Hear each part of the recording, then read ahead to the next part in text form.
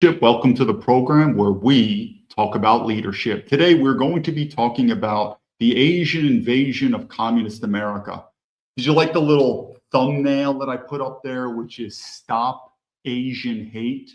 It only works on white men, obviously other people, but we're going to focus on, like we always do, to the American white man. Why? Because everything technically can be blamed on the white man. It truly is. We created this country, at least our forefathers created this country, who were brave, who were smart. We could go down the line. Yes, they committed genocide to the Native Americans. It is what it is, but these were great men who created America. And if they would see today's white men today, what would they be? It would be pathetic. So this concept of Asian hate, of racism, it only really works on white men. Once you've lived in other countries, like me, have lived in China, and I have a lot of respect for the Chinese. But this bullshit called Asian hate, no, you gookies, chinky, chinkies. This country belongs to the white man, just like I respect that China belongs to the Chinese. Good fences make good neighbors. But this whole thing about Asian hate, and we could use other ethnic groups, there's no doubt about it. But all ethnic groups eventually extend their loyalty back to the motherland, which, if you're a white American, you should have respect and reverence for Europe. George Washington came from Britain. There should be respect for our forefathers. But a lot of these ethnic groups, they don't have, we'll say, a strong motherland. Meaning China is growing.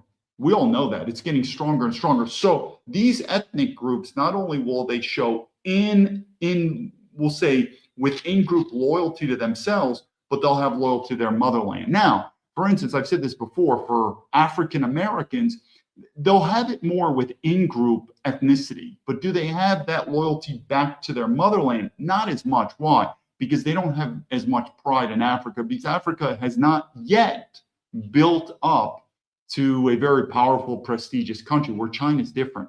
And you're finding more and more Chinese Americans. So I want to make this point, and we're going to go through it. As America declines and China increases, you're going to see more and more examples of Chinese Americans. Remember, one of these videos is about Eileen Gook. Her name's Eileen. That's the Chinese name. But Eileen Gook, where did she put her loyalty to? She put it to the Chinese government. Why? Because the Chinese government and China is becoming more powerful, more prestigious. So the same vein as you're going to see in the future, as China increases, America decreases, Chinese Americans are going to jump ship. And we're talking Chinese Americans that were born and bred and raised in America. They're going to see China having better opportunities, particularly for them, because of their ethnicity. Whereas you, whitey, there's not going to be as many opportunities. I'm telling you, in China, the racism is beyond belief. China is meant for the Chinese. Don't have a problem with it. It makes sense. So the point being is we have two Americans. We have a Chinese American and whatever, a black, white American. You're like, yeah, man, we're all the same. We have to work together. Yeah, when America's ship sinks and the Chinese ship sails, these Chinese Americans are going to say, goodbye, dude. I'm not with you, man. I never was. I'm Chinese and I'm jumping on the ship. It's the way it is. And I don't necessarily blame the Chinese. Why? Because it all comes down to the white man. So we're going to talk about that. But before we do, there's obviously a war going on. But then again, in America, when is there not a war going on? We'll get with the war. We're going to do a couple news flashes here, and then we'll get to the whole Chinese thing. But this whole thing with the war, it's going to be interesting. It's going to be another nail in the MAGA coffin that's going to split. But let's go through this, some recent news videos and headlines. And let me walk us through this in terms of what I'm talking about. So the first is, this is a great way to show you how MAGA's splitting. So Turning Point USA, whatever. Look at these two women. You have Caroline Leavitt, she's the White House press secretary, and you've got Erica Kirk. I'm not a big fan of these two. Now, don't get me wrong. Let me make this caveat, because I know Charlie Kirk is very sensitive. I think Charlie Kirk overall was a power of good. There was a couple things I'm not aligned with him, and I did think he was being used definitely as a political pawn. He probably was misaligned. That's why he probably got assassinated. When I say assassinated, you probably know what I mean. But I do think he was an overall force of good. When you look at Erica Kirk, if you're a conservative traditional person, these aren't conservative traditional women at all. So let's go back to these women. So I look at both of these women and whatever, everyone's got praise. So what did I say here? Here's the point. I look at them as both feminist bimbos. They probably support the war. I mean, let's face it, if you're MAGA and you're pro-Trump, you technically should be pro this war in Iran. They think it's justified. And I'll tell you something, these feminists who make a both these women have more money, more influence, more fame, and more power than 99% of men in America. These are feminists. And if there's a war, or there is a war, but if there's a draft, and then you said, hey, why don't you two women get drafted on? They would accuse you of not being a conservative. Women don't get drafted. So these women, just like Charlie Kirk was dead, and now his wife, Erica, really steps up there to cash in on all the fame and glory. These two women would have no problem sending American men to their grave for this Iranian war, which is bullshit. And as they would say that they're conservative women, these women are fake as can be. And as you notice, I want to emphasize this, because once I said this, I want to show the big picture. So someone responded, and what do I keep saying? MAGA is going to split. So I stand down exactly what I said on these two women. Now look who responded. And I want to make a point. If the person responded was a liberal or what, it didn't bother me. This person supposedly is an American patriot, which again, this word patriot, that's kind of thrown around. It's like Christian. Everyone's a Christian. Everyone's a patriot. Everyone's a racist. Everyone's a white supremacist. These vocabulary words, we can't really define what exactly is a patriot. I call myself a patriot. This guy, which I'm about to show you, calls himself a patriot. He's also a military veteran. We don't see eye to eye. So it's pretty interesting. What exactly is a patriot? But like I said, if it was a liberal person, whatever, this is a military veteran patriot. We're now not seeing eye to eye. What do I keep saying? MAGA will split. And I keep saying, if you haven't, just like Donald Trump was very educated, articulate, and exemplary when it comes to leadership, when he informed us about the Republicans in name only, we knew that. If you were smart, you know it.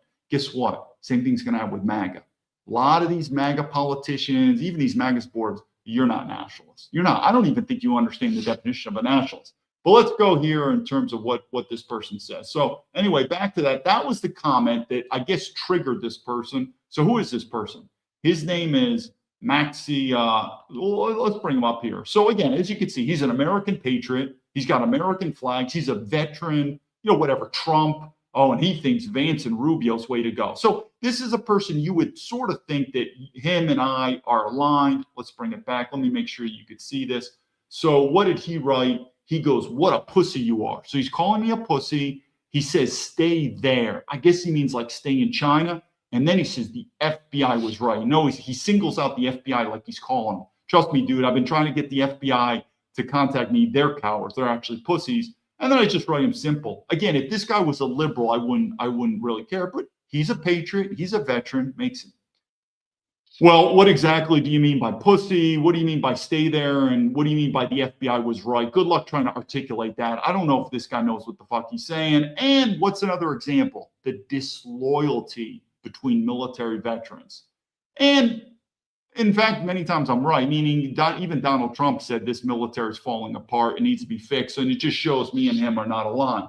But anyway, what I want to do is show you that before we go to the next. And that is, I'm trying to show the big picture. And that is, let me show you this. And this kind of shows what I'm getting at. Where is it? Right here. Yeah, let me share this clip right here. And I think it's very important.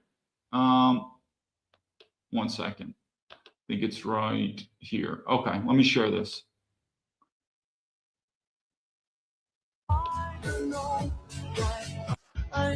Look at that.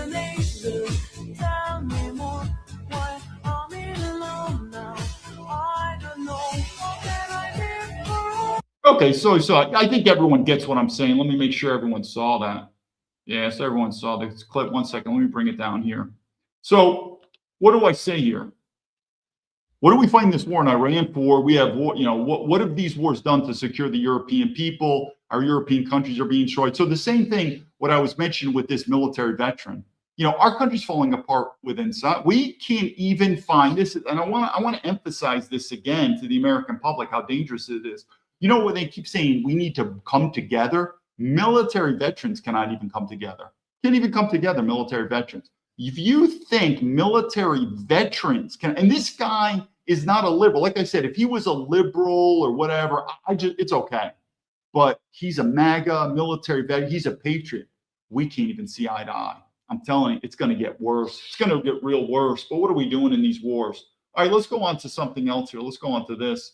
So here we come. Let me just make sure we're. So here we have Mark Mullen. And this is what Mark has to say about the war.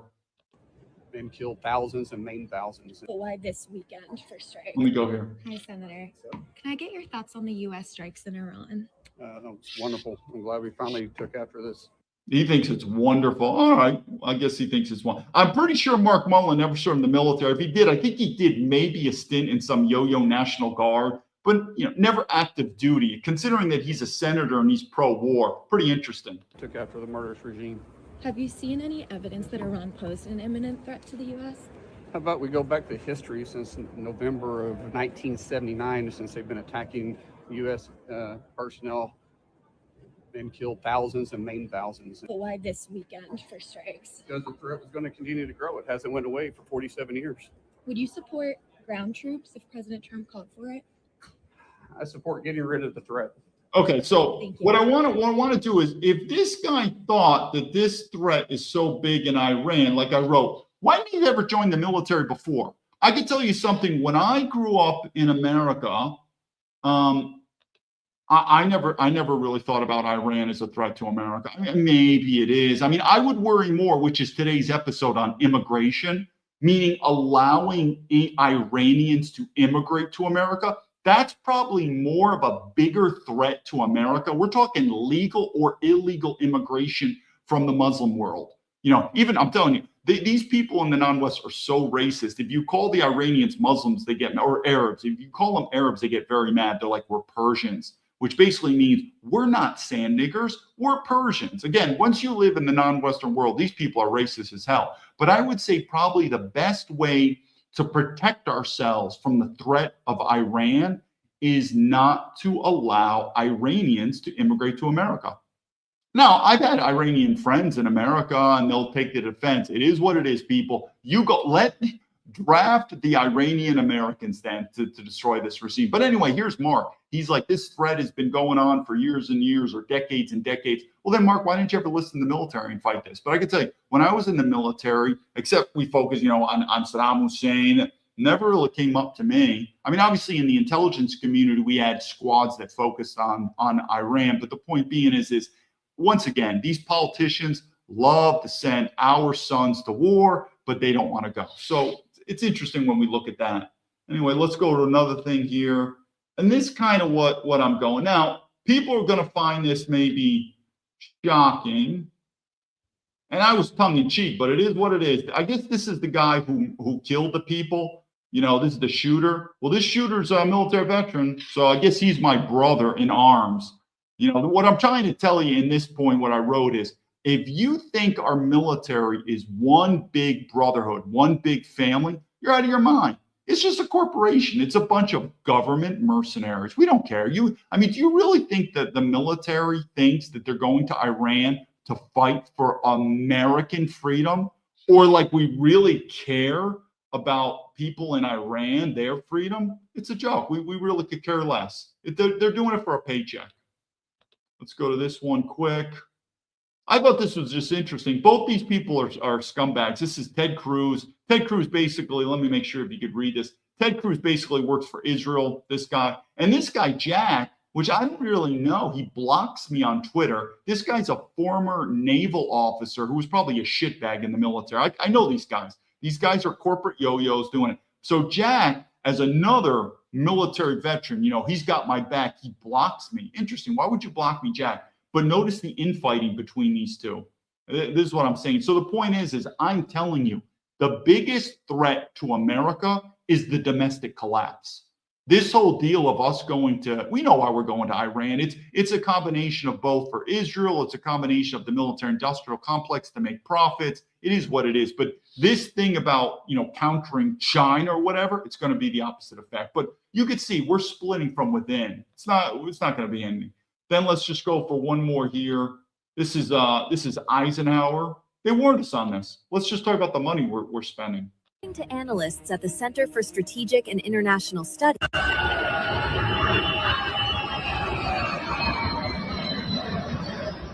if we look at just the first 100 hours of war on Iran, the United States spent about $3.7 billion, more than what over 100 countries spent on their entire military in 2024. And from that amount, only 5% of the budget was approved by Congress. According to analysts at the Center for Strategic and International Studies, the cost of the war can be broken into 3 parts. Item 1. Operations. Keeping more than 200 fighter jets in the air, warships at sea, and artillery on the ground costs about $196 million, most of it already budgeted. Item 2. Munitions.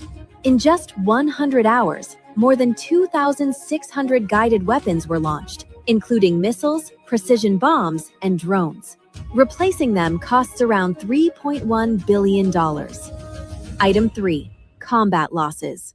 3 F-15 Eagle fighter jets were destroyed in a friendly fire incident in Kuwait, adding about $359 million to the bill.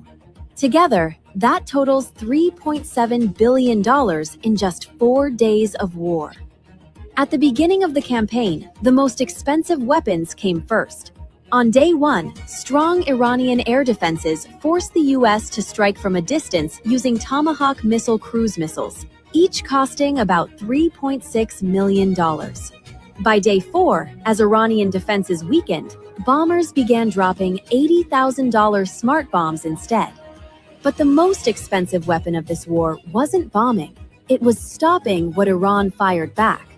A Shahed drone costs Iran up to $50,000, but shooting one down can cost 100 times more.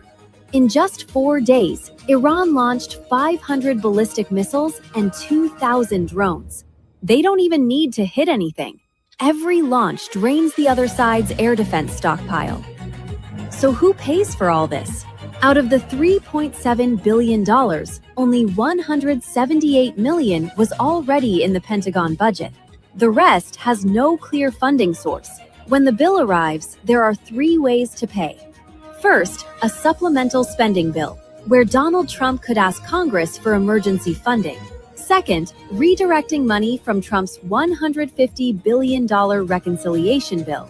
And third, rolling the costs into a future spending bill that may never pass. For now, one thing is clear. Every single day of this war costs about $1 billion. So when you think about that, let me bring this up. When you think about that, again, we do one more video, one more thing. We'll go to the Asian invasion. What do you think this is doing to our budget? No one really cares, too. It's the second video I'm going to go. Is anyone keeping track of this taxpayer money? No one cares. But it's going to hit us. It's going to hit us with inflation. This is where I still am big with gold and silver. I am still big with crypto, meaning the US dollar is not going to last. And the more we go on a war path, not only is the dollar become weaponized, but we as a country, we are destroying the rules-based order, which is fine if you're the most powerful country. But if you're not, what do you think these other countries are going to do, like China, North Korea, Russia, whatever? Man, they better get armed up, because they're looking at the world. They're like, America is no longer operating on a rules base. They're operating on might makes right. And I said that. I'm not necessarily saying might makes right is bad, but if you're going to be the bully, you better be the strongest. And we're not. We're getting weaker, and we are depleting our treasure, just like the Roman Empire. I could talk on and on. We'll do more videos about the Iran war, but I've seen this before. And if you're a military veteran who was in Iraq or Afghanistan, and you for some reason think this is different, like Iran will be different, everything, yeah, good luck to you. It's going to be a complete failure. It will be a complete failure, and it will shift the global lens more and more. And what I want to do, we'll do one quick video, and then we'll go to the Asian invasion. But the point is our country is falling apart domestically. This is what this is about. And we're focusing on Asia, but it could be other things, meaning as the white population, again, I think we are more afraid of, when I say we, the white man, I still think we're more afraid of being called a racist than a terrorist threat from Iran. I mean, we are deathly afraid of being called a racist. And because of that, the domestic threat of America basically becoming marginalized from a white European standpoint, that's the biggest threat.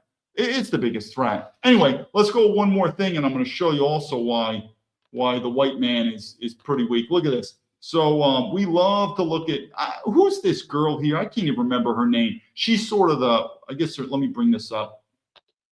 She's Sweeney or something. I guess she's the poster child for white, and she's like this MAGA voice. She's a woman here, and she's like, I totally agree. It's okay to be white. Yeah, but it's not okay to show your tits. Unless you want to be a prostitute. Hey, you want to be a prostitute, go for it. But this is the typical simp white man where MAGA looks at a woman like this and they think that's our ideal. Yeah, but keep your tits in, sweetheart. Keep your tits in, unless you want to be a prostitute, which is kind of how I view a lot of white women. It's just prostitutes.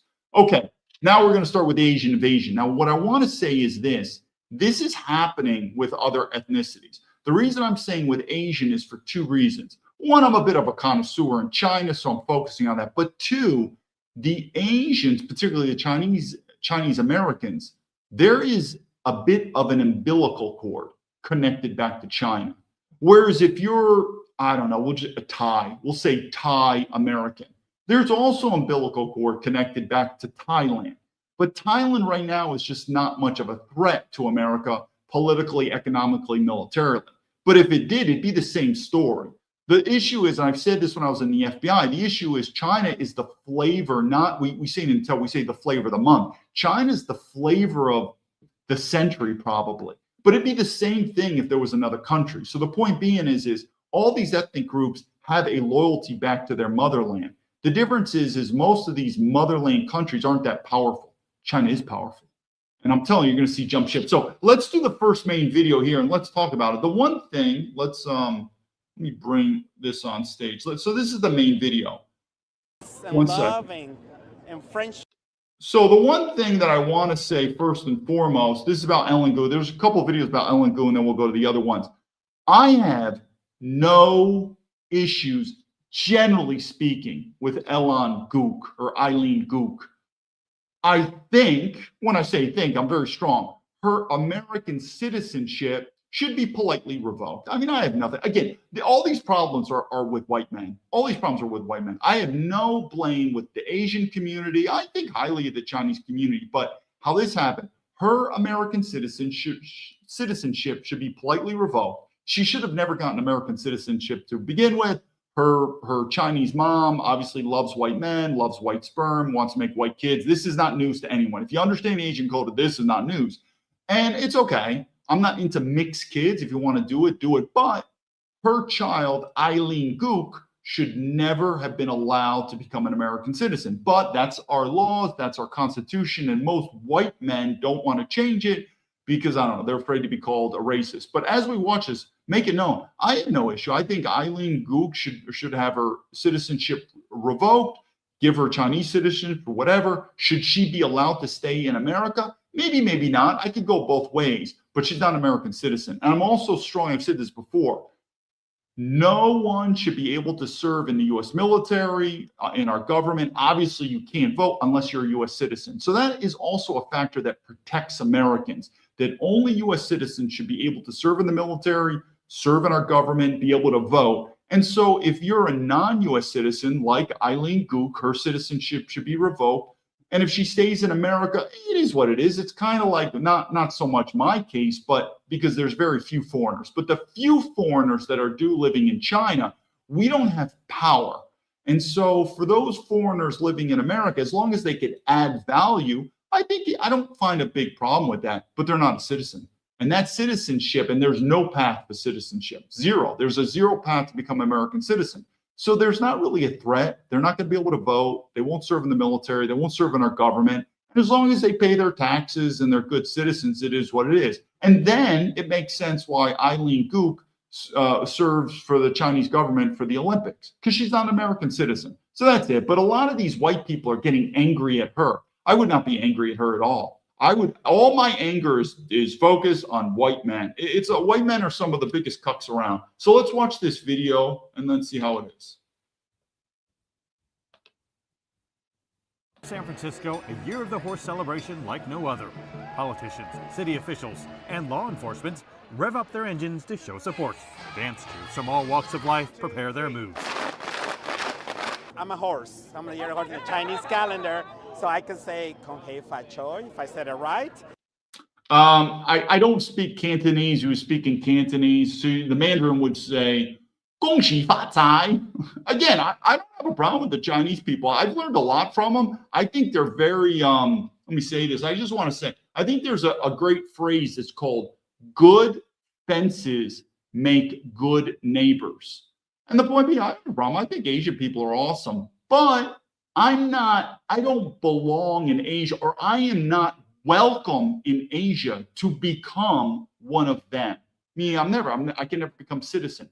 I just use that same mentality. The point is, I've just learned the Chinese mentality. I'm looking at them. So I have no problem with the Asians. I like them. I just would not give them American citizenship. And like I said, if they could add value to America, they could stay. If they can't add value, they got to go. But there's zero path of citizenship. Other than that, I think there's a lot to learn from the Asian culture. It's just wishing for peace and love and friendship. San Francisco's Chinese New Year parade is the largest of its kind outside of Asia. All kinds of festive creatures are in the parade. Oh yeah, I can tell you, San Francisco is an absolute hub of Chinese espionage. And you can't blame the Chinese, you blame to Americans, because we love diversity, because Americans are communists. Like these lion dancers. I mean, look at this guy, Mark Neo. I guess he's an American. I'm sure Mark's loyalty is with America. His loyalty would not be with China. In fact, more than 100 units in this parade that stretches more than 2 kilometers. And the crowd here today expected to hit 200,000 people. It's magical, especially to be front line. This is the best parade ever. We got to see Eileen, Daniel, and a dragon in like span of 5 minutes, so we're feeling good tonight. Daniel is San Francisco Mayor Daniel Lurie, who in his second year of office has made revitalizing Chinatown one of his key priorities. Eileen is Chinese Olympic gold. Okay, so this is Eileen Gook. That's her mom. Her mom left China, and her mom, what did I say? 99% of Asian women, what is their dream? A white passport, a white man, and white kids. Not all, I've never said all Asian women. I've just said 99% of Asian women are like this, and that's what her mom is. Do I blame her mom? I'd say the only thing that I would blame is her mom and Eileen Gook should not be allowed to be American citizens. But if her mom wants to live in America and add value, I don't see a big problem with it. But she's not an American citizen, zero path. And Eileen Gook should be a Chinese citizen because that's her mom. To the white man, again, it's a free world. I've had many sex with Asian girls. I could do a pornography movie on the amount of sex I've had with Asian girls. So I am more liberal when it comes to sex. And I know I understand conservatives could push back on me, but where I draw the line is having children. I really do. It's a different thing, because when two consenting adults have sex, I do believe it's between them. But once you bring children into this picture, it's beyond both of you. Then it affects me. Like their child now, Eileen Gook, affects me and you. These are citizens, and so you could add mixed kids, but that doesn't mean they could become an American citizen. So the father, and I think this guy was a sperm donor. That's what I think it is. But anyway, Eileen Gook should have never been able to get American citizenship to begin with. Her mom would never have American citizen. And that would change a lot of this. Because like I said, if she's a Chinese citizen and not American citizen, would it make sense that she would represent China for the Olympics? It would make sense. So why was she allowed, her and her mother allowed to have American citizenship? Because you, American white man, are a cock. That's the easiest way to explain it. Medalist and San Francisco native Eileen Gu. She's serving as the parade's Grand Marshal. It's so special for me to be Grand Marshal in the San Francisco Chinese New Year Parade. Growing up in San Francisco, this parade is an institution in and of itself. It really is the beating heart of this time period. And what do you want to represent? I think Yeah, exactly. What are you representing? This is going to be interesting. always the Asian community. Notice, yeah, and that's what her motherland, especially if she's getting paid, she will represent. Now, don't get me wrong, she loves having white DNA. That's why she believes, and she knows it. She's pretty, she's beautiful because of her white DNA. But that loyalty in terms of the monetary and everything, the Chinese government has put a lot of money into her. Asian community in San Francisco, it's such a special place and it's so vibrant. The streets of Chinatown hold so many memories for myself and for my grandma, and so being able to share that with the community that I grew up in is so special. Donald Liu, president of San Francisco's Chinese Chamber of Oh, let's look at Donald. I'm sure Donald's an American patriot. Commerce, hopes Gu's appearance will not only boost spirits, but business here too.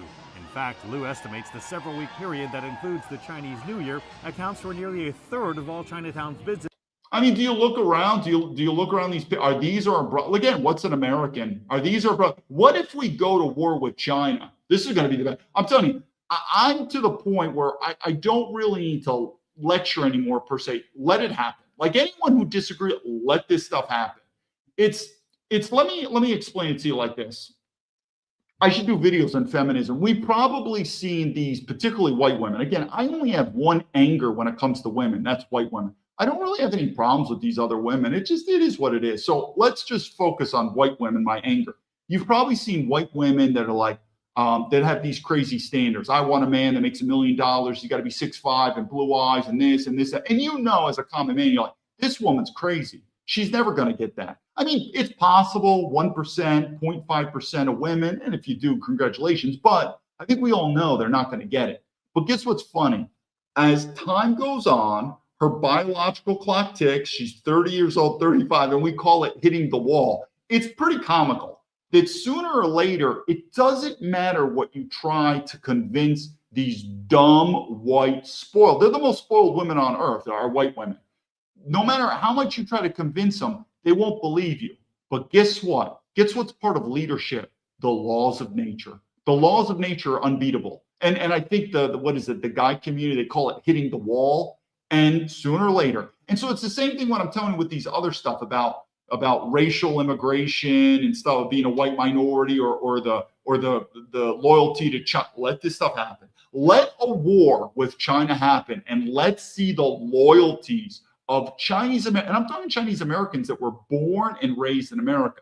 It's not going to happen. You're going to see it. It is what it is. And so the point is, I don't necessarily have a problem with racial diversity in America. Whites cannot become a minority. But why do they need to have an American citizenship? It's the kind of like me in China. There's no path for citizenship for me in China. And I'm fine about it. And it's known that China belongs to the Chinese man. I don't argue with that. I'm like, okay, sounds good to me. But if you flip it to the West, and it's only in Western countries. In India, it belongs to the Indian man. Iran. Who does Iran belong to? Probably the Persian man or the Iran. It's only in America where you can't do that. But anyway, like I said, people, believe me or not, let this thing go. It's similar with the war in Iran. A lot of still dumb MAGA people are like, no, man, this is going to work. This war is going to work because we have Trump. I'm waiting for these MAGA people to realize that Trump, he's not going to fix this problem. And in some ways, it's going to get worse. I'm trying to think what the MAGA people, the really dumb MAGA people are probably going to say, okay, but J.D. Vance will fix it, man. Marco Rubio will fix it. Keep it up. Keep it up. So again, when you see these pictures of the ethnic groups, these are Americans. And if when a war with China comes, where will their loyalty be? Keep guessing. For the entire year. Although the tariff did affect a lot of merchants, but the turnout was way, way beyond our expectations. We saw a lot of people coming out today into our street fair, and because of the good weather, and also because of our Grand Marshal, Eileen Gu, we're expecting a huge turnout, probably one of the best in a long, long time. The parade involves more than 1,000 volunteers, waves of immersion school children, and performers that have been preparing for months to showcase their talents. It's always about celebrating our culture. It's about our way of showing resilience. And I do think it's good. I think there's so much to learn from Asian culture. And I've said that. If you are a nationalist, a white nationalist, I wholeheartedly tell you, go to foreign lands. I don't care. Wherever your interest is. You want to go to India, you want to go to Africa, learn those cultures. By learning other cultures, you will learn more about yourself. And I think there's so much to learn from Asian culture. I think it's great. But there's a time and a place for everything. And America belongs to the white man. That's the key. And if you find that offensive, then you're just ignorant, because travel around the world and you'll realize what true wisdom is. in the community. I am very, very grateful that people recognize that this traditions is not just a Chinatown Chinese tradition, but it's a citywide tradition. All right, let's go to this other one. I think it's interesting. News Center 5's Matt Reed is live in Boston with more. Okay, so you remember what I keep saying about you keep letting this diversity come your way and what's going to happen? Let's go to Boston. How's this? And again, when white men literally vote, not just for women, but for non-ethnic women, again, the problem is these men are cocks. But anyway, this is about the Boston mayor. What do you think? What do you think the future is going to be with this thing? Not very good. This thing's going to be a losing formula. The people of Boston founded this country on the principles of. Whoa. Who founded what, you fucking gook? Like, literally, it's amazing. Who eats this bullshit up? And again, I focused only on the white men. Who are these white men? And trust me, even if MAGA, so I'm not even focusing on liberal men, even MAGA people would say, David, the color, MAGA, we love everyone as long as, I don't know what, you pay your taxes, you salute the flag. Even MAGA people have drank the Kool-Aid. But I look at this Chinese woman, I still am amazed. How did she become an American citizen? How did she become a mayor, your leader? Obviously, she got a white man, but again, she accomplished her dream. She got a white passport, a white man, and white kid. But not only that, she's now your leader. And you're a white man who thinks, yeah, I think a Chinese woman should be my leader. Are you kidding me? China doesn't need to go to war with us. That's what I'm saying. We focus on these overseas threats. You let this stuff continue, we're going to be conquered from within. That's what I keep saying. The threat is not in Iran. The threat even is not in China. The biggest threat to America is our homeland. It's happening right here. And truth be told, these so-called MAGA patriots, they're not as much nationalists as you think. They're not as much patriots. There's a lot of MAGA people who think this is just dandy. Of community and freedom for everyone. Those are the principles that we're. Well, look at these people in the background. All these lesbians, you got blacks. I mean, wow, that looks like that is just diversity is our strength right there. Continuing to fight for. Boston Mayor Michelle Wu there taking on the Trump administration with a new announcement. The city setting aside millions for immigrant services. News Center 5's Matt Reed is live in Boston with more on this new program. Matt. Well, Jessica, the mayor announcing that this funding will be used from everything from purchasing diapers, second language education to legal services for immigrants. Yeah, it's again, now I'm trust me, a lot of the MAGA people are going to get mad. They're like, yeah, man, this is bullshit. But I'm telling you, talk to MAGA people about legal immigration. They get very soft. So and again, this is what I keep saying, eventually it's going to go just like the Boston Tea Party with the Revolutionary War. Eventually, Americans are going to have to say, similar what me, I don't pay taxes. Where they're like, but that money is going. Do you think that your tax money is under Trump is increasing Christianity in America, increasing the European family in America, or do we even have freedom of speech anymore? Where's this tax money going to these families? I guarantee a lot of them is to increase the birth rate of non-Europeans. Yeah, that's a great formula. Good luck with that. Whether your family has been here for generations or you are a new resident in our city, we will not let anyone storm into Boston and disrupt our community. Who's we? Think about if our founding fathers, Boston's when I went to Harvard, obviously that was Boston. I was pretty impressed with Boston because America, unlike Europe and definitely unlike China, is not known for its history. But Boston, just like New York and Philadelphia, Boston is a very historical city in America.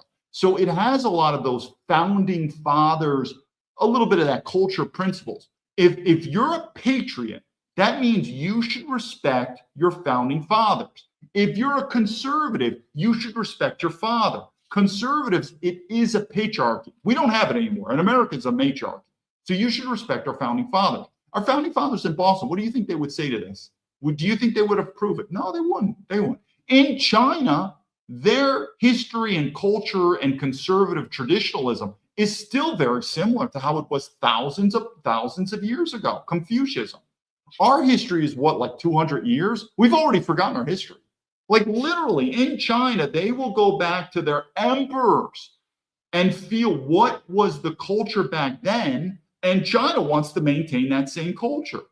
If we went back just 200 years to our founding fathers, what would our founding fathers say? This is nothing what they wanted. Nothing. Now, if you're not a patriot, if you're a liberal, that's what I'm saying. I don't really have problems with liberals. In fact, my only problem is with white men, particularly white men too, that say you're a patriot, you're conservative. If you're not in line and don't have respect for our founding fathers, then just don't call yourself a patriot anymore. It's fine. Just call yourself a liberal. I don't have a problem with liberals, and I'm not kind of aligned to them. But even with our MAGA people, is this what our founding fathers would have approved of? No, of course. So the point being is, I say to MAGA, if you are too much ignorant or too much afraid to say that race is real, then you're not a patriot, because our founding fathers said that. Our founding fathers were very clear that race is real.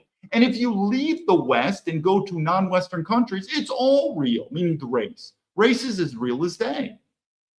Now, the private-public partnership is about $4.5 million worth of funding, $1.3 million from the city of Boston, and more than $3.1 million from 3 philanthropies: the Boston Foundation, the Barr Foundation, and the United Way of Massachusetts Bay. Boston has always been a city shaped by immigrants. And when our immigrant neighbors are... Yeah, but like I said, our immigrants came from Europe. I guess it would be Ireland. The Irish would probably, if I know my history correctly, in Boston. But we keep bullshitting this. Remember, the founding fathers who built America, they weren't immigrants. They were settlers. They were the ones, they didn't immigrate to America. I don't know why we keep repeating this bullshit. But then once America was founded and then people were immigrating here, it was majority Europeans. This country was founded. I mean, why we have to even say this in tiptoe among MAGA people, you know it's gone. This country was founded by white men, and the immigrants were meant to be white. They never foresaw this globalization with planes and anchor babies, people coming in, welfare people. No, this country was founded by white men, and it was meant for white men. Very similar like China. China is meant for the Chinese. It's not meant for non-Chinese. Threatened or vulnerable, we do not stand aside. We step forward. Even though Kristi Noem is out, the harms of this administration remain. And it's important for us to be ready. Now, several speakers today acknowledge that this money promised is just a drop in the bucket compared to the federal dollars that have been withheld by the Trump administration going after so-called sanctuary cities. All right, here's what it is. Let's look at this Chinese person. He's a famous guy from Binance. You've probably heard of him. He went to prison. Let's see what he said about race. But because I'm not a U.S. citizen, they put me into a law. Which 1 second. The minute I walked through the gate, the guard says, "Well, you're gonna need some protection here. I hear the Pacific Islanders are hiring, so you might want to join them." And I was sent to a low security prison. I should be eligible for a minimum security prison, which is one level lower, where most of the white collar crimes go.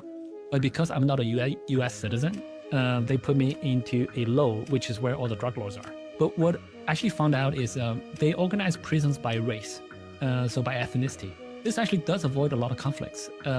You are more likely to get along with people. Well, we don't just organize prisons by race. Basically, in the non-Western world, countries are organized by race. I don't know what this guy's bullshitting you. I mean, China is organized by race. Of your own ethnicity in terms of culture, customs, the prison encourages because it reduces fighting. And then once you're in a group, if you have a problem with somebody else in some other group, there's a group rep. And the rep will talk about it, and there's like a hierarchy. Union reps. Kind of like a union reps. Yeah. And then they come together and they hash out. Yeah, they say, look, stand down, we walked through it. So there's a system to it, but I didn't know any of this, right? So I walk in, and then this half Asian looking dude comes to me and say, look, my name's Chino. Welcome to our group. I was like, what? Like, should I shake his hand? Should I not? Like, am I joining this gang? Yep. So the point was, what we're trying to do is there seems to be a sense of communism. It's communism. And we like to point China as communism. I view China as fascism. I just don't view it. It used to be communism. But if you have this ideology called diversity is our strength, which was shoved down our throats in America, that's called communism. Feminism is also communism. But also this ideology that MAGA has, that race isn't real. I mean, you're about as retarded as the liberals that say gender is not real. It's communism. Race is real. And if you don't want to travel to the non-Western world, you go to prison. You'll find it pretty quick that race is real. It just is what it is. The use of race in the process. Want to take a look 1 second? Let's go here. What I want to do for this video is, this is interesting. This is, again, where I disagree with MAGA. MAGA likes to say it doesn't matter. I guess this is what we got from Martin Luther King. And oh, by the way, J. Edgar Hoover was not a fan of Martin Luther King. I'm not a big fan of him. Same thing with this Nelson Mandela in South Africa. That guy's a communist. But I'm not a big fan of Martin Luther King. There's a lot of stuff in history that's been whitewashed in terms of we don't know what the truth is. Anyway, so you'll hear this too about MAGA. They're like, we don't care about what your race or as long as you're smart, you're competitive. So for this instance, it's about college, right? Like MAGA's like, the smartest people should go to college and that's it. It doesn't matter your gender, your race, your religion, the smartest goes in. Yeah, that's not a good formula, people. I mean, if you're MAGA, if you're a white man and it's all about competitiveness, and then, I don't know, do you want the college filled with a bunch of Jews and Asians? I mean, is that what you want? There comes a time says no. And this happens too. In fact, it happened in Malaysia, where Malaysia does have a minority group of Chinese. And the Chinese were outperforming the Malay. Of course, they were outperforming the Indian group. And what did the Malaysian government do? Oh, they put in laws, affirmative action to protect the Malay. But the point being is it's the same thing if you're running a company. People think, I don't care. I'm just going to hire the most qualified person. That's not a good point. The best hire that you can have is the one who may not be the most qualified, but the one who's the right fit. And what is that? It's a cultural fit. Who knows? I mean, if you're a Christian company or whatever, or it might be like, this is my old friend, but there is something to be said that is beyond the normal, where someone is a strong cultural fit, but they may not be the most qualified person. So what is the culture in America? We have a European culture. This country was founded on Christianity. It was founded on European. It was founded on freedom. So you might be a Chinese guy, you might be a Muslim, you might be this, and you might be more qualified, but I'm still not going to take it. This is who we are. But otherwise, if you're MAGA and you want all the colleges, universities in America to not care what your race is, not care, it's just whoever's got the highest test scores and qualify. Okay, have fun with that. They might be all filled with Jews and Asians. If that's what you want, I think it's retarded. But anyway, let's look at this story. You may recall the ABC7 story that went viral 16 months ago. A Palo Alto teen hired straight out of high school by Google as a PhD-level software engineer, yet he was rejected by most colleges he applied to, including 5 UC campuses, even with a 4.4 GPA and a 1590 out of 1600 on the SATs.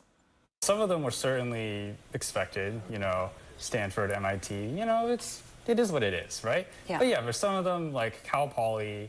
Well, you got to say, who were these colleges built by? They were built by Europeans. I mean, go back to Harvard, John Harvard, obviously West Point, Sylvania State, all this stuff. These universities were built by white European men. And guess what they were meant for? I'm okay with a little I've always said that.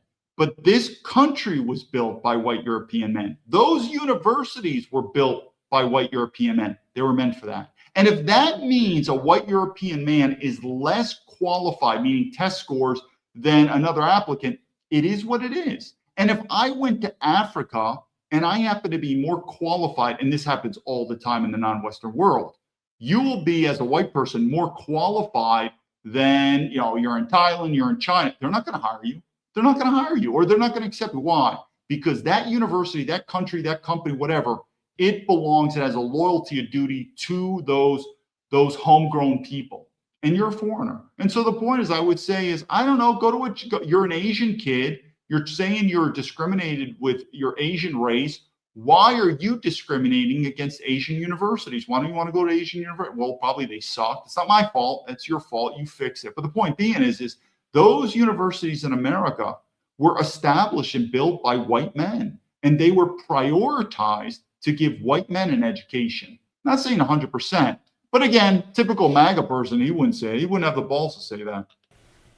some of the state schools, I really thought, I had a good chance. His name, Stanley Zhong, and he and his father just filed a lawsuit against the university. And this is another reason what I'm saying. You don't get this shit in China. Hey, have you ever been, well, I'm talking to military guys now, but this is in the civilian world. You remember in the military when you had the choice of being in all male units like an infantry or co-ed units with women? Isn't it so fucked up when the women get there? It causes problems, sexual harassment, even though all female units, which are, I don't even know if they exist in the military, but all female units are even worse, meaning the women would argue. But the point is, most of the time with men, I always preferred an all male unit. Once you bring women in there, you get problems. You get so many problems, sexual harassment, this and that. Guess what happens too with race? One of the reasons that China is much more efficient in many ways than America, they don't deal with this bullshit. There's no racial discrimination. 95% of China is Han Chinese. The rest of them are Chinese ethnicity. There's less than 1%. But this is what our World War II veterans fought and died for. So now we got these chinky kids talking about racism. Listen, you fucking goop. America is the least racist country in the world. The least racist country in the world. Don't think so? What other country? So get the fuck out. I mean, sooner or later, white men are going to have to realize we have two choices. You're either going to have to take a hard stand, or this country, which I just say, fuck it, let it go. Just get your popcorn out. It's going to happen. The country's going to go to shit. And then I think that's the only way white men are going to learn. But you've seen this too incorporated, the lawsuits, women and sexual harassment and racism and oh my God, look at this kid. But think about it. Why doesn't, if he's so proud of his Asian race, why? Hey, I was born in America and I went to China. And like I said, I looked up to China. There's a lot to be learned from it. Why don't you? Because he looks at people in China. I know these people. He looks at these people in China as low-level gooks. That's what he does. And he's like, man, I got an American passport and I love living in a white country where I could use and abuse white people. Where he should say, this is the best country on earth. And like I said, I do believe, MAGA, though, we have to be more clear about this, and we just have to come up with a stance and talk about race. But in the meantime, I defend his point because until, and I keep saying MAGA, I'm really not MAGA anymore, but until I say nationalist, we have to have the courage to talk about race. Because it sounds like MAGA now has the courage to talk about gender. It sounds like MAGA now is like, yeah, we could talk about gender and it's real. We, meaning white men, have got to start having the courage and talk about race. And the first issue is very simple.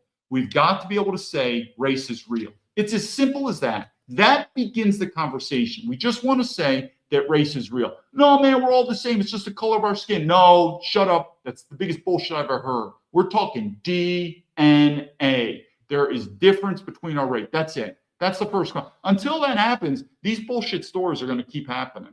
Of California and the U.S. Department of Education. The Zhongs allege that UC is engaging in racial discrimination in admissions despite the law banning the use of race in the process. Joining us live now to talk about their lawsuit, Nan Zhong, Stanley's father, and the co-plaintiff in this new lawsuit. Nan, thanks for being here. I'm going to start here. Why isn't Stanley joining us today? Well, so he is facing a lot of pressure socially and in his social circle and in general macro environment. Generally, there's a lot of hostility towards Asian Americans standing up for their rights in college admission, as witnessed in the SFA versus Harvard case. So yeah, I got a thick skin. I can deal with it, so I'm here. Okay, I think everyone is pretty familiar with Stanley's story and his credentials, but one person's results don't prove a pattern or practice, right? Many high-achieving, brilliant students are qualified, yet rejected by the UCs. Do you have any specific evidence of racial discrimination beyond that Stanley was competitive on paper and got hired by Google? Yeah, so that's what we're trying to prove in the court, and I think we have a good... So this is the same piece of shit company, Google, that owns YouTube. Now, if everyone knows my story, my very first video that I put out on YouTube was censored. And no, meaning I paid advertising. I think I've said the story. I've been censored many times. I paid $200 US to advertise that YouTube came back, can't do it. I'm a military veteran. But what am I saying here? Who is ruling over us? These American globalist corporations, just like our American globalist government. They will sell us, meaning white men, down the toilet. And so the point is I just don't see this problem getting fixed until there's some type of violent revolution. It's going to happen with economics. But I look at these Asian people and I say again, because the Chinese look at these people as basically they hit the lotto. They hit the lotto. And the point being is for them to complain. What I do agree, though, is like I said before, is we have to have these hard conversations and we have to talk about race. We have to talk about race, meaning because what I don't believe in, a lot of MAGA think we need to just ban affirmative action. Okay, but then the story comes up. If we ban affirmative action and then you say, MAGA people, whoever's the most qualified, that's it. Okay, so you're telling me for Harvard or for a job, if Asian people, for example, are the most qualified, then the company and the university is all going to be Asian and you're just going to be fine with that? Are you kidding me? No way. You're going to do like these other countries. I just told you about Malaysia. Malaysia ain't doing that because Malaysia ultimately caters to the Malay. But there's a strong minority group. I don't know how big it is in Malay. I got to remember, but I think the Chinese number about, it could be up to like 15%. I don't know if it's 20%. But if the Malay did not do an affirmative action to protect the Malay, the Chinese were outscoring them. And so what I'm trying to tell you is this. The reason that I'm so confident, and I have no qualms in the world to call these people gookie gookies, chinky chinkies, I don't give a shit, is once you live in the non-Western world, the level of racism is through the fucking roof. It's through the roof. And the only way we're going to take this problem, it's kind of like it's sooner or later, it's going to happen. We all know this. It's going to happen. As America gets worse, is we are going to have to come out, white men, and say, we have to talk about race. And it starts out with race is real. A case to have a strong case to show there. First of all, in addition to Stanley, there are a lot of other Asian American students who actually contacted us about their college admission stories, how they're rejected by UC despite their outstanding qualifications, similar to Stanley's. So that is evidence number one. Evidence number two, that we have collected evidence that UC is using race in clear violation of the law in faculty hiring. And to the degree they're actually it's not only using it, but they're also knowing it's illegal, they're also hiding the evidence of using it. So that's evidence number two. Evidence number three, we also look at some of the limited available public data, and there's a clear suppression of Asian enrollment despite the strong population growth in the Asian community in California. You know, just because even if you could prove that in faculty hiring there is a racial consideration, can you necessarily draw a straight line to admissions? That is okay. It's bullshit. Let's do another video. It's the same thing. And remember, these Asian people, particularly Asian women, they hit the lotto. Remember what I keep saying: white passport, white man, white kids. This is a former, she's, I think, currently a diplomat, a U.S. diplomat. She's kind of famous in Taiwan. She's of Taiwanese ethnicity. She immigrated to America. She's like a former Olympic skater. Then she became a State Department. She had a baby via surrogacy. And guess who the sperm donor is? Yep. Icon Michelle Kwan just gave fans the sweetest holiday surprise. The two-time Olympic medalist and beloved champion has officially welcomed her second child, a baby girl named Della Rose Kwan, and she introduced her to the world in the most heart-melting way in a beautifully tender Instagram post. The 45-year-old mom is seen gently cradling her newborn, smiling down at her with a glow that only new motherhood can bring. The carousel continues with a touching snapshot of Kwan alongside her older daughter, 3-year-old Callista Bell, capturing a quiet moment of big sister pride. Kwan also shared a special Christmas ornament featuring her and her two girls, symbolizing a holiday season that now holds even deeper meaning. She wrapped up the post with a clip showing her baby bump, a sentimental nod to the journey that led to this moment, and her caption, Kwan opened her heart to fans, describing the overwhelming emotion of holding Della Rose for the first time. She wrote that her heart doubled in an...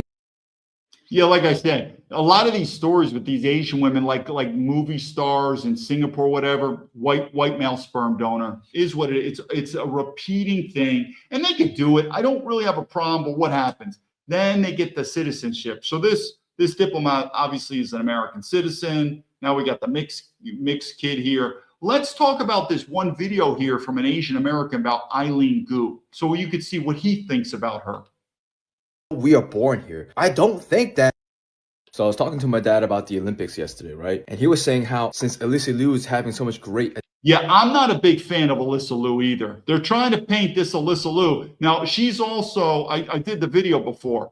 Her Chinese father got a white woman's egg donor. I mean, these Asians are absolutely, it's like fucking Draculas when it comes to white sperm or white eggs. I mean, they are just absolutely enamored to create mixed kids, only with white. They don't want niggers. They don't want sand niggers. I didn't say it. This is coming from them. These are the words they use. They don't want any of those fucking people. They want white people. And the more Aryan you are, the more they want it. But Americans like to point that Eileen Gook is the bad girl. And this Alyssa Liu, she's the champion. No, both Gooks, send them back to China. Or they could stay in America. They ain't have an American passport, so. But don't fool yourself. Give it time. You're going to see it. The problem is 99% of white men that I'm talking to, you've never experienced racial minorities. And that's why it's happening in America. As the white population drops more and more, these topics are coming more to light because I'm telling you, it's going to happen sooner or later that the closer you get to a racial minority, the closer you realize you're fucked. But anyway, let's go back to what these Asian Americans think of Eileen Gook.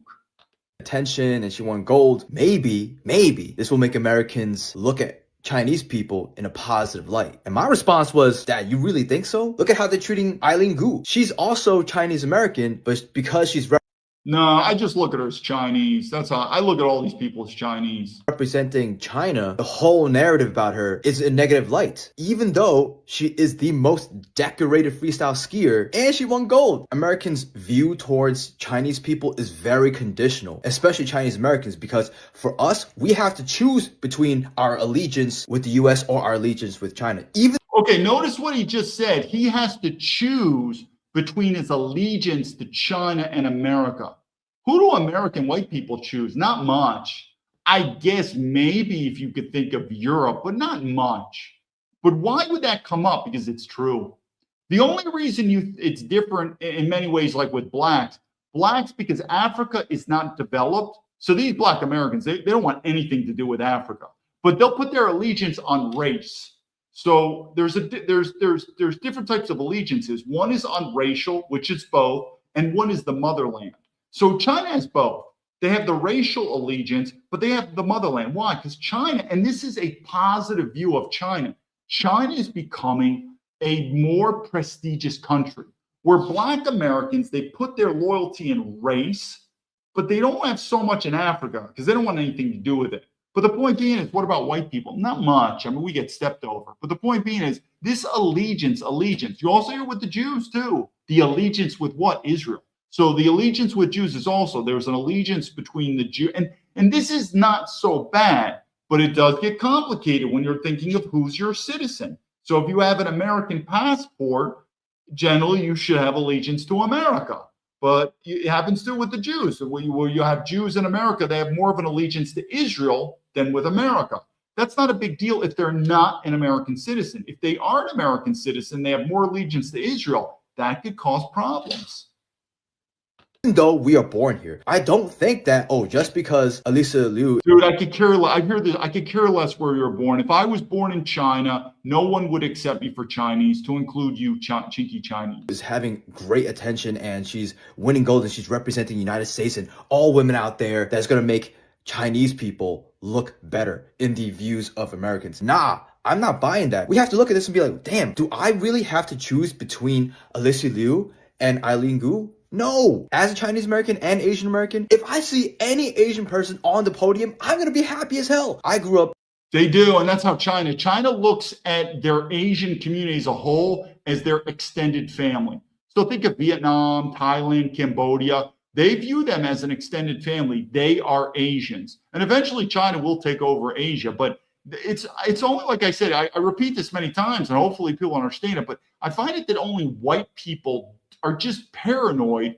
They're either paranoid or they don't get this concept of having a racial identity. But these other races do very, very. So in terms of the Asian extended community, they do look upon as their extended family. Having people say, Asian people are not athletic, they're only good at math or something. So for me to see any Asian person up on that podium, that's a win for me. I don't care if they're from Japan, if they're from Mongolia. No, that's what he said. He doesn't care about what their citizenship is. And I'm telling you, this is not an outlier. This is norm. He looks upon race first and citizenship second. This should not be news to any educated person with international experience. It's so normal. Race is first, nationality is second. If they're from, I don't know, Japanese, Brazilian, the fact that they're up there is a win for me. So I'm not going to go here saying, oh, because Eileen Gu is representing China instead of the US, I cannot be happy for her. No, I'm incredibly happy for her. We have no right to judge an athlete on what decision they make. Yeah, you could judge anyone. I mean, you're judging, I'm judging. Judging, it's human nature. We all judge. It is what it is. Which country that they should or should not represent. Eileen chose to represent China, but that's not the main point. She's really representing her grandmother and her mother. Yeah, like I said, I don't have a problem with Eileen Gu. Her American citizenship should just be revoked. It is what it is. It's not a big deal. Just, I don't have a problem with Eileen Gu. Just politely revoke her American citizen. And I still think she could stay in America, you know, on a visa as long as she's a good visitor. But that's it. It's Eileen Gu is not the one that's evil or should be blamed. All this blame is on white men. Strong Asian woman who really made a difference in her life. That's who she's really representing. Not these countries with their flags, because that's taken away from our story. What it means to be Chinese American. Yeah, who's our? Who's we? I'm telling you, if you're a white guy, he's not including you in this story. Especially right now during Lunar New Year, is for us to represent our lineage, our heritage, our ancestors, the people that came before us. That's who we're representing. That's why. That's nice. All right, let's go to this one quick. What? Why? All right, let's start talking about Asian women and their fetish, because we're going to go to the last one. This should be no news to anyone. Like, what's your type? I like white guys. Wow, an Asian girl likes white guys. Never heard that before. Caucasian. You like white guys? Yeah. More than Asian guys? Yeah. Not every Asian girl, just 99%.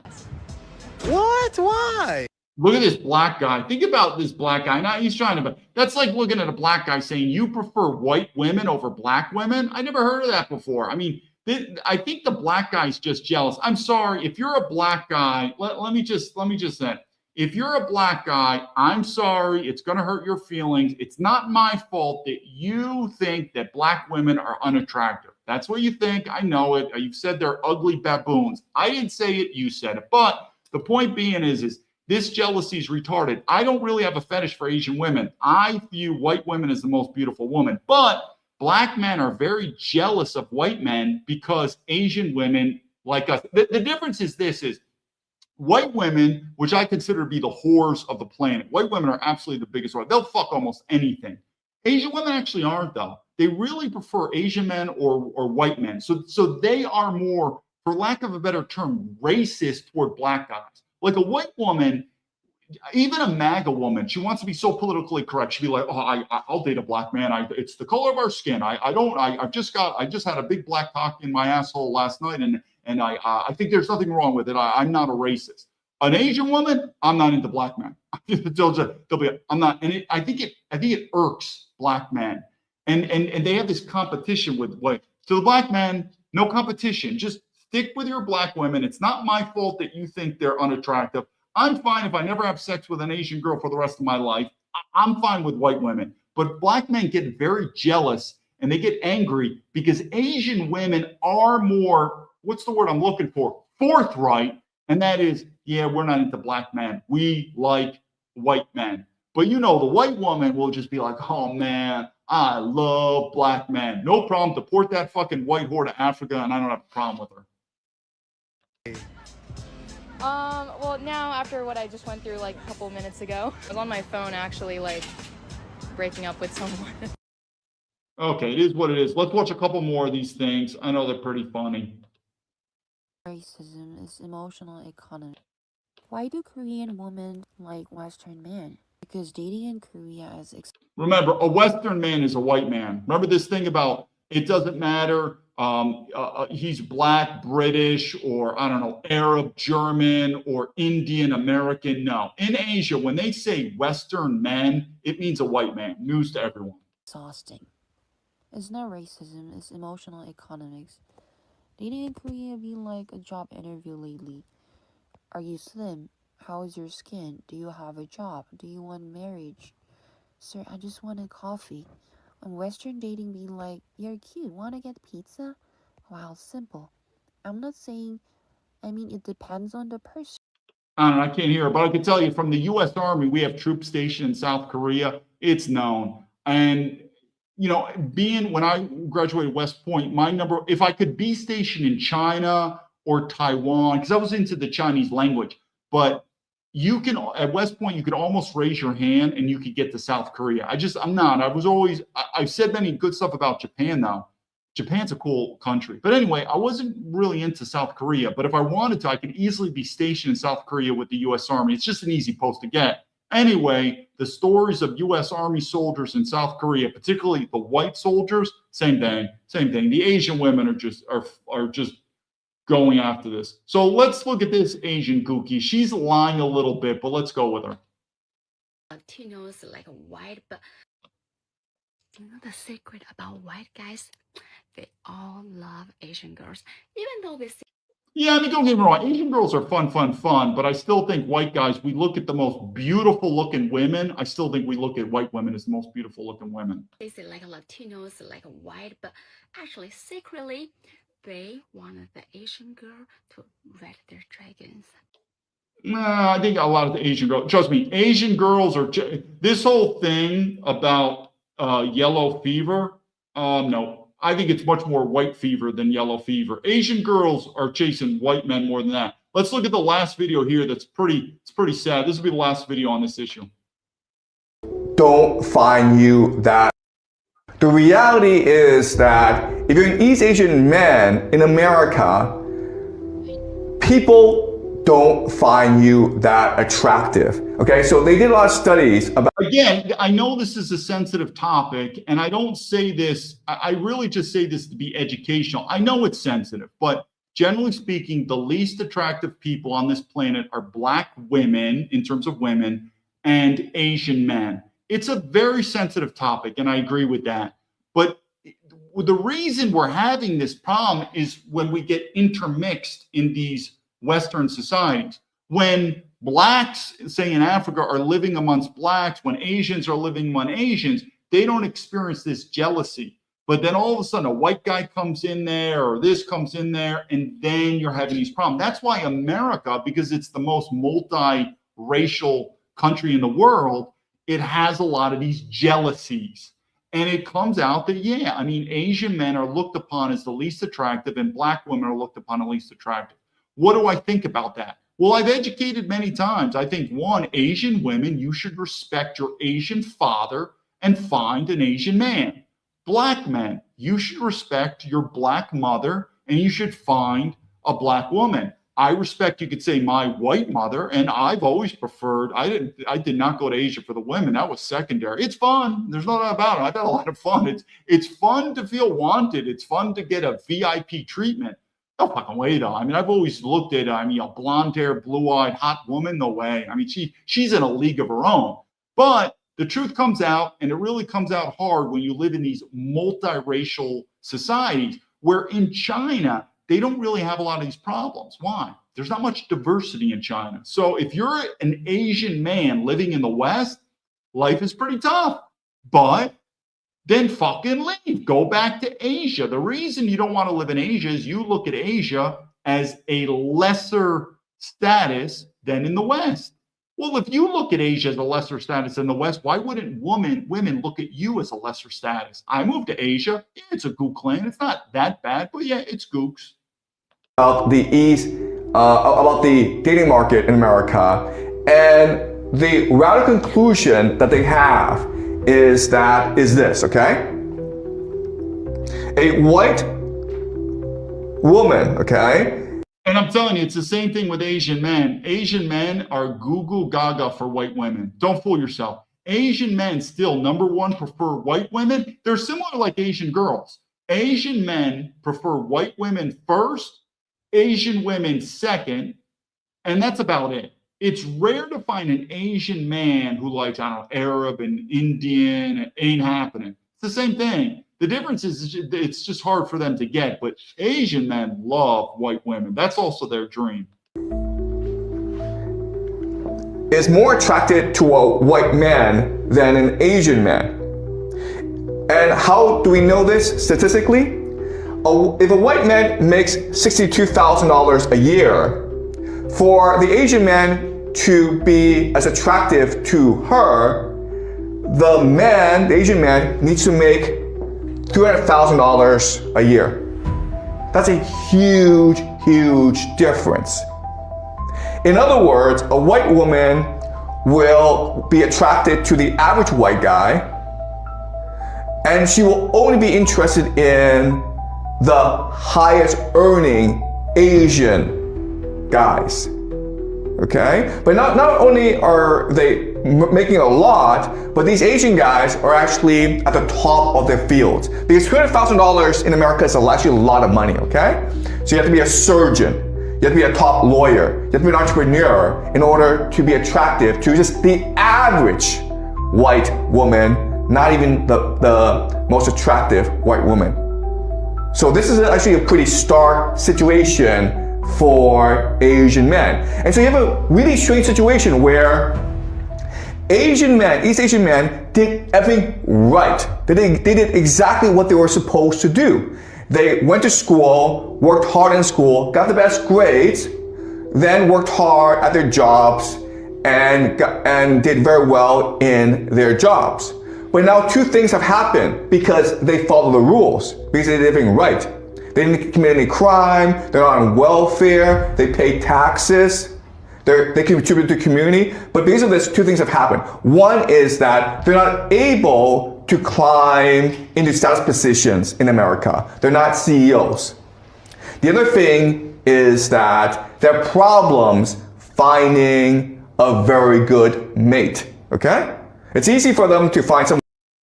I don't know, it almost sounds whiny. I mean, my issue with Asian men is, I don't know, find black women. Black women are easier to get. Maybe go back to Asia. Again, if you look down upon Asia, maybe they look down upon you. But what I'm trying to do is I'm going to bring this together, and the video is about Asian invasion. And yes, we're talking about Asia first now, because I have a lot of experience in Asia, but the topic could be the same thing for other races.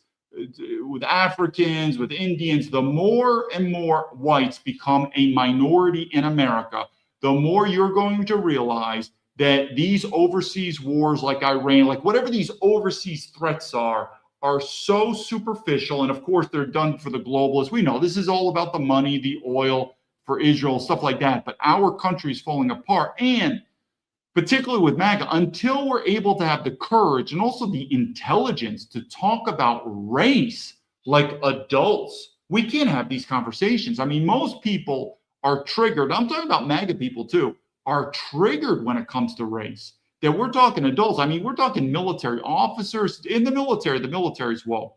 But until we can have these conversations with normal people and just talk about race and just start out with race is real, this invasion, that's exactly what it is. It's not just from Asia. This invasion of non-European, same thing has happened in Europe, is sooner or later going to push whites to be a minority, which has already happened in certain states.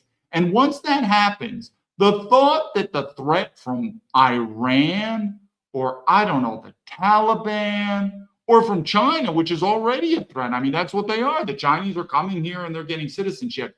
But we can't have this conversation.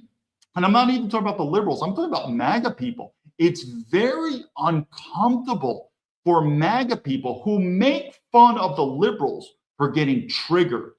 Talk to MAGA people about race. They'll get very uncomfortable. They'll even call you a name like racist, and they'll get triggered. And so what do I think about that? It's the same thing I said, that argument about the woman who has totally high standards. Give it time. She hits the wall, meaning the laws of nature, she'll learn. And what do I mean by America? Sooner or later, the trend is very clear. Whites will become an absolute minority in America, and then even lower. And sooner or later, those whites who survive, there's going to be a lot of whites who are not going to survive. They're not going to procreate. They're not going to produce kids, or they're going to produce mixed kids, and those mixed kids are not. And as the pure whites, and for lack of a better word, I'm just saying pure whites, as they become that core, sacred, minimalized minority, they are going to radically shift. They are going to, sort of what I did, because I'm less than 1% in China. They are going to radically shift towards survival. But the state's done, meaning America's done. But meaning it's the same thing I said about the woman about hitting the wall. It's going to be a tough path. There are going to be whites like me who just leave America. But until then, I don't think you're going to be able to rationalize with these white conservatives because they get triggered. Now you go, whatever, Adolf Hitler, white supremacy, racist. It is what it is. But until then, you're going to eat your popcorn and you're going to see this system explode or come to a collapse until we're able to talk about something as simple as race. Until then, there's going to be more invasions. I appreciate your time. There's no comments. Any comments, let me know. David Baumblatt from Terrapin's Leadership telling the Patriots lead to victory.